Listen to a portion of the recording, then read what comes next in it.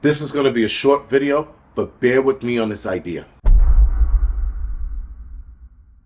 So guys, after watching Trump win and the left lose their shit, there's going to be so many videos and threats coming out of the left for the next few weeks, if not the next few months. If someone don't give these people a fucking Snickers bar, they're going to get out of control.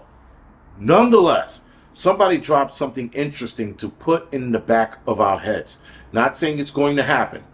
Don't be like the Angry Prepper said. I'm not saying it's going to happen. It's just an idea that was floated to me by a YouTuber called Prep to Adapt. We were talking, texting, and she goes, what if these lunatics are so angry, so mad, and so disappointed that they start looking up where Republicans live and people who voted Republican, or Democrats who voted Republican this time around, and lump us all in and start putting our address online and start visiting us at our homes. Now, when she finished that sentence, I said immediately, was like, I hope they find me.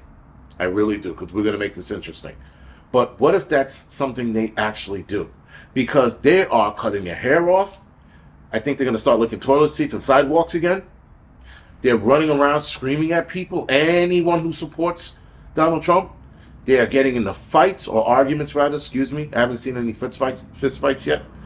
But what if they take it to the next level? Now, if they do that, guys, if they start showing up at people's homes, whether that's to harass them, throw shit at their doors, or the ultimate threat, or the ultimate problem, which is offing somebody, if they go there, that will undoubtedly start civil war. Undoubtedly. That is a sure way of getting your way into a civil war. It's doing some shit like that. Showing up at people's homes because they voted for Donald Trump. Now, again, this is just an idea. I'm not saying that it's going to happen, but it was an idea that was floated out there. And then, of course, my brain starts moving a million miles a minute. And I'm like, what if they do that? What if they take it to the next step? What if they start doing shit? What if they start harassing you, harassing your kids, harassing you at work, harassing your kids at school? These are the things, guys, that we should put in the back of our heads, because we don't want to leave anything unexplored when it comes to crazy people lashing out like retarded children because they didn't get their way. Because Trump won and Harris didn't, they're screaming and crying and carrying on. They're acting, I mean, this is the most irrational I've ever seen people in my entire life. I am 47 years old, feels like I'm 57,000 years old sometimes. Nonetheless, I've never seen anything like this. I don't think any of us have, like ever. And so I'm entertaining anything that can possibly hurt us down the line and just throwing it out there on the internet and seeing what you guys think.